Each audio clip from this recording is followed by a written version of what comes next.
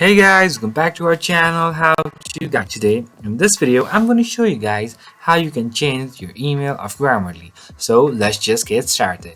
So firstly, what you need to do is just go to this particular site, which is my Grammarly website. So Grammarly.com, or even you can go with the Grammarly app. So what you can do is all the way to your left, here you can see these options. From here, just go to your account option like this, and you will be redirected to this account platform. So over you have these options: profile, subscription, writing, settings, try business or grammar businessly.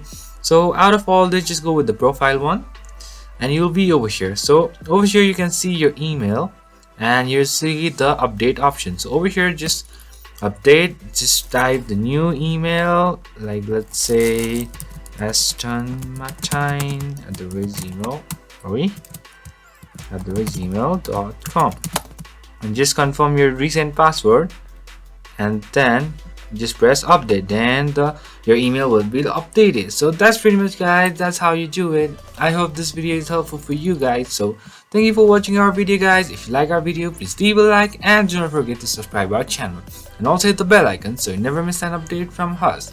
If you have any queries, just comment down below, guys.